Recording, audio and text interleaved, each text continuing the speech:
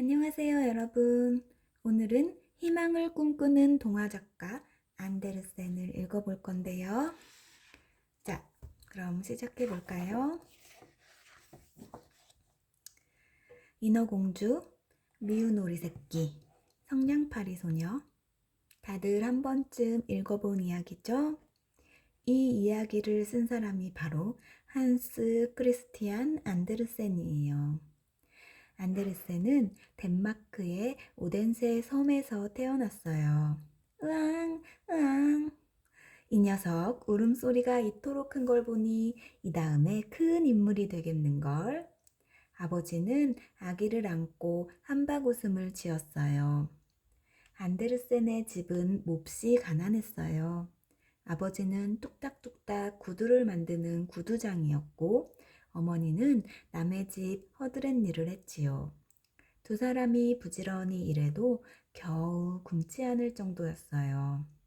하지만 작고 초라한 안데르센의 집에는 언제나 웃음이 가득했답니다. 저녁이면 아버지는 늘 안데르센에게 이야기책을 읽어주었어요. 하하, 아기가 웃었어. 꼭 알아듣는 것 같아. 아버지는 신기한 듯 안데르센을 바라보았어요. 좋은 집도 비싼 물건도 사줄 수 없지만 우리가 정성을 다해 키운다면 이 아이는 행복할 거요. 아버지는 어머니 손을 꼭 잡았어요. 어머니도 틈날 때마다 성경을 읽어주고 옛 성인들의 이야기를 조곤조곤 재미있게 들려주었어요. 안데르센은 매일매일 책 읽는 소리를 들으며 자랐어요. 몇 권 안 되는 책들이 나달나달 다를 정도였지요. 부모님의 따뜻한 사랑을 받으며 안데르센은 세상에서 가장 행복한 아이로 자랐답니다. 안데르센은 매일 도시락을 들고 아버지의 작업장에 갔어요.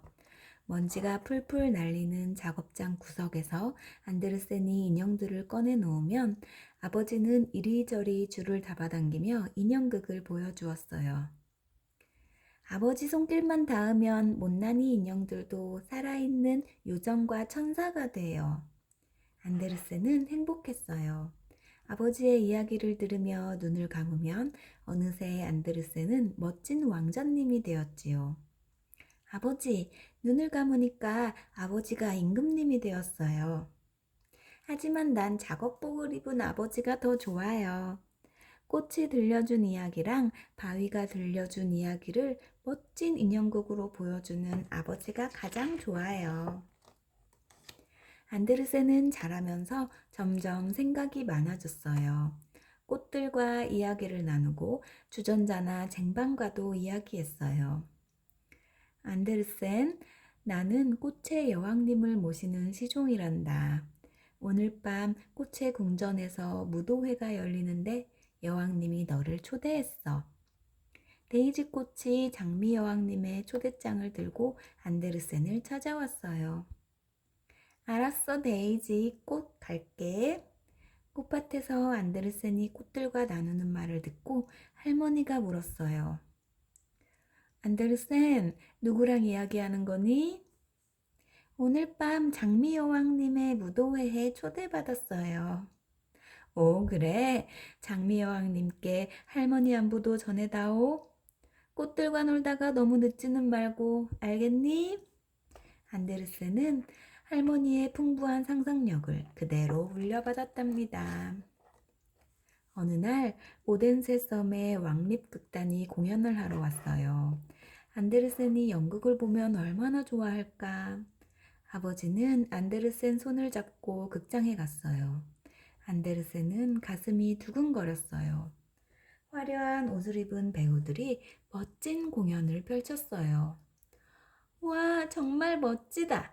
나도 배우가 되고 싶어. 안데르센은 마음이 풍선처럼 부풀어 올랐어요. 집으로 돌아온 안데르센은 꼼지락꼼지락 인형 옷을 만들며 말했어요. 호수의 요정아, 사랑하는 거울공주가 호수에 빠졌노라. 어서 달려가 여왕님께 거울공주를 구해달라고 전하여라. 안데르센은 벌써부터 유명한 배우가 된 듯했어요.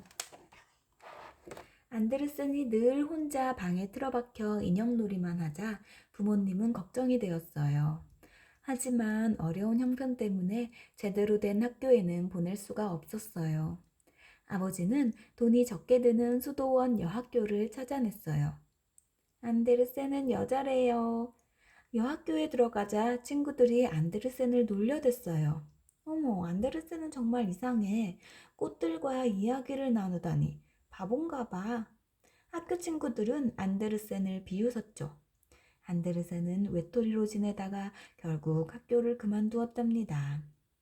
훗날 안데르센은 어린 시절 친구들에게 따돌림 당했던 자신의 이야기를 미운오리 새끼에 썼답니다.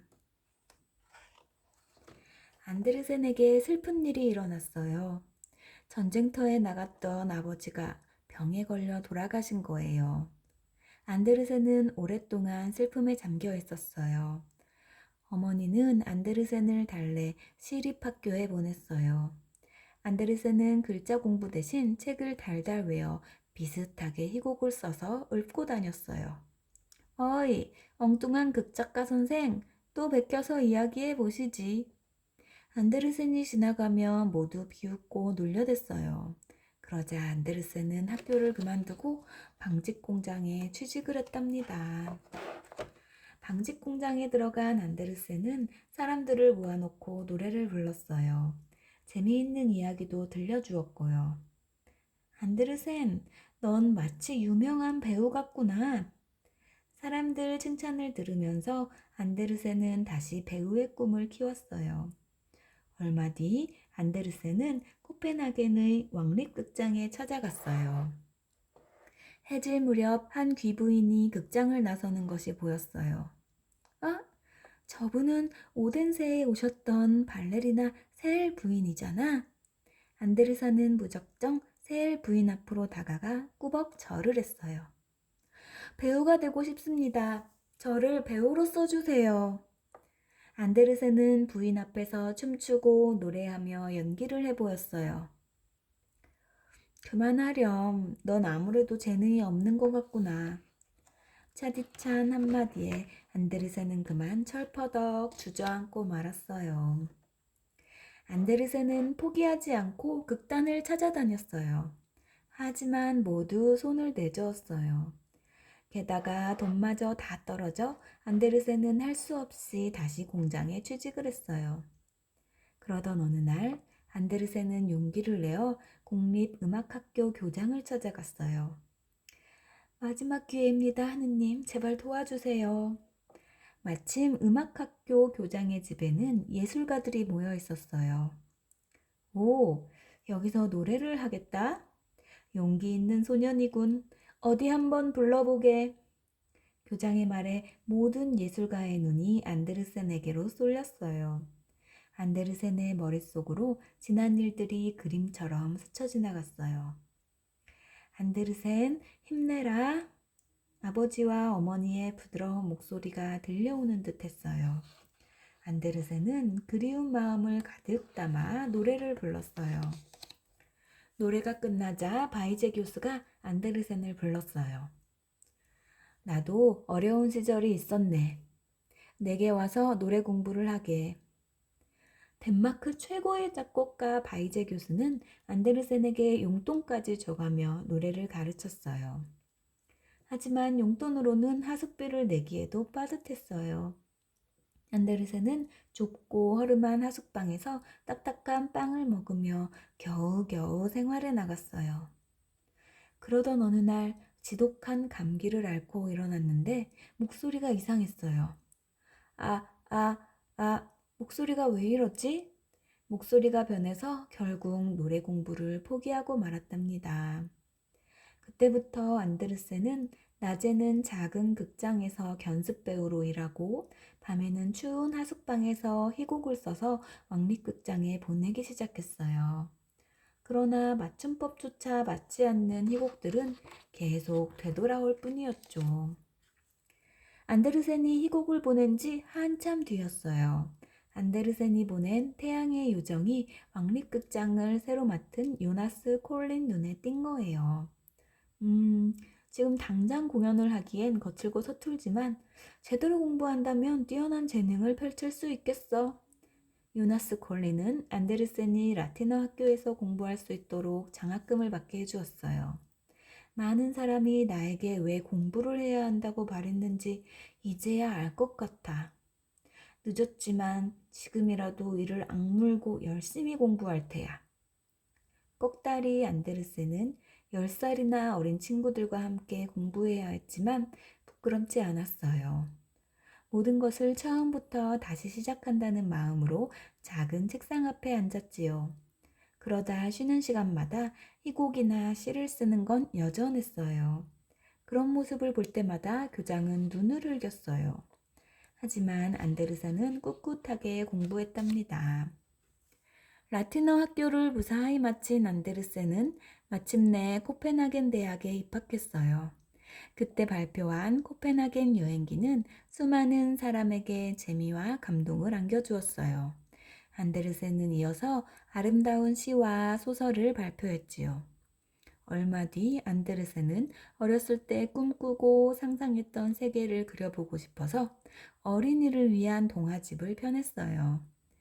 괴로움을 겪는 어린이의 마음을 누구보다 잘 알고 있었거든요. 그때부터 안데르센은 여행을 다니며 아름다운 동화를 쓰기 시작했어요. 어린 시절의 기쁨과 슬픔, 절망과 희망이 그대로 스며든 안데르센의 동화는 어린이들에게 큰 사랑을 받았어요.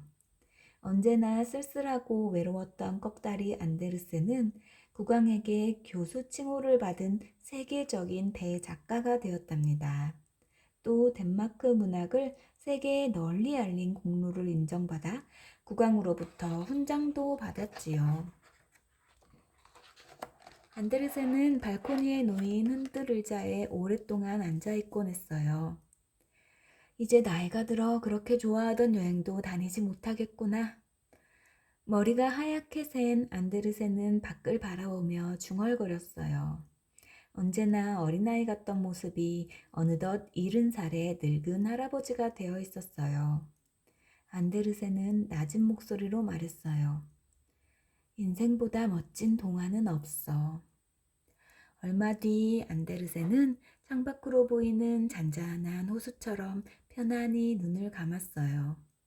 늘 곁에 있을 것만 같던 다정한 이야기꾼을 잃자 사람들은 몹시 슬퍼했어요. 지금도 안데르센은 동화를 통해 어린이들에게 가만 속삭이지요. 얘들아, 꿈과 희망을 잃지 마라. 너희들은 분명 멋지고 아름다운 백조가 될 거야. 여러분, 안데르센의 이야기 재밌었나요? 다음엔 안데르센이 쓴 동화로도 여러분이랑 만날게요. 그럼 또 만나요. 안녕.